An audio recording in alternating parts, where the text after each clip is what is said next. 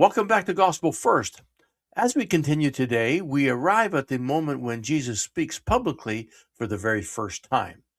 What he says and who he speaks to tells us exactly who the kingdom is for. This is not a sermon meant to impress, it's an invitation meant to heal. So let's listen slowly and notice who Jesus sees.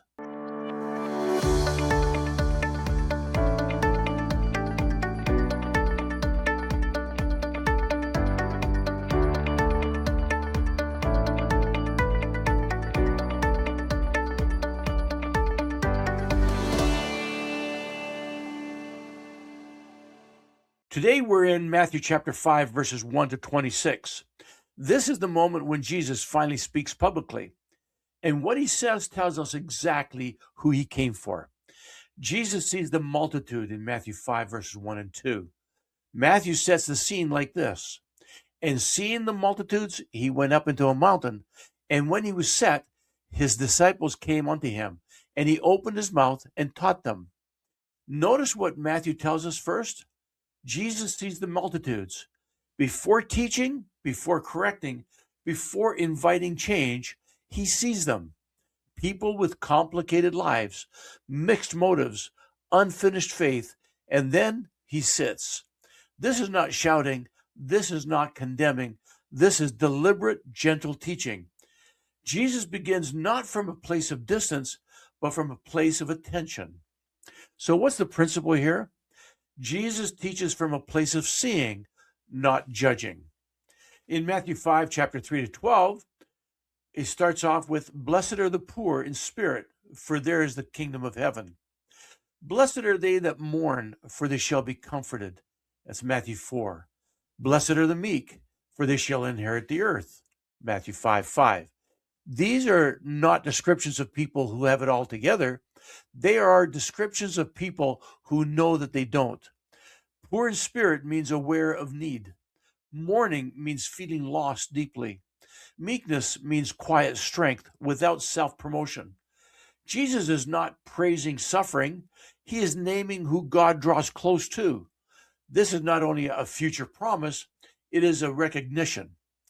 Now, if you have ever thought, "I'm too broken to be blessed," Jesus gently disagrees. Next is Matthew 5, verses 13 to 16. Salt and light. Jesus continues and says, "Ye are the salt of the earth. Ye are the light of the world," in Matthew 5:14. Notice what he does not say. He does not say, "when you fix yourself." He does not say, "when you become confident." He does not say, "when you stop struggling."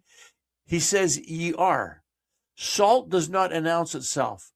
Light does not explain itself. They quietly influence the space that they're in. This tells us something important. Jesus does not need loud disciples. He needs faithful ones.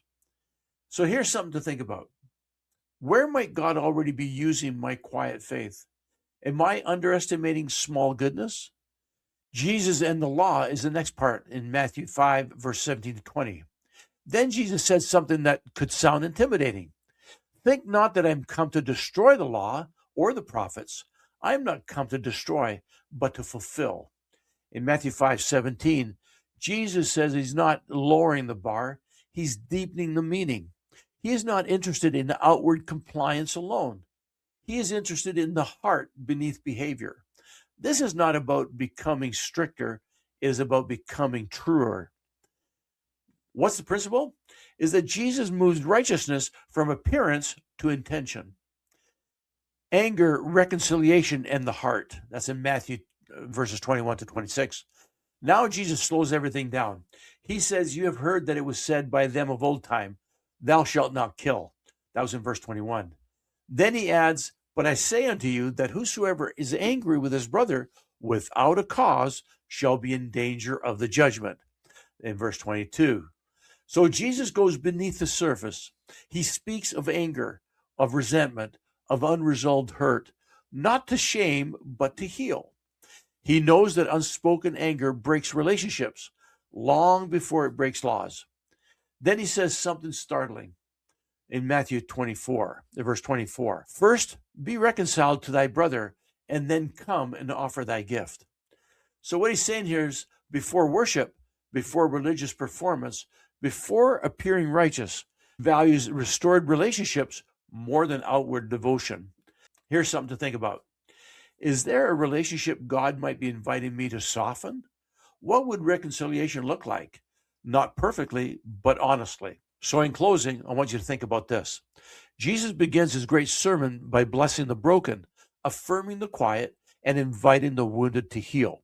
He does not demand perfection, he invites wholeness. If today you feel poor in spirit, or quietly angry, or deeply aware of your need, you are exactly who Jesus is talking to.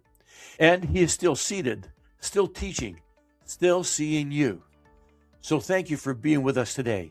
May the Spirit continue to fill your heart and draw you closer to Jesus Christ. Again, if this message blessed you, I invite you to subscribe, like, and share so that we can spread the gospel of Jesus Christ together. I'll see you in Lesson 4, where we'll cover Matthew chapter 5, verses 27 through 48. See you then. God bless.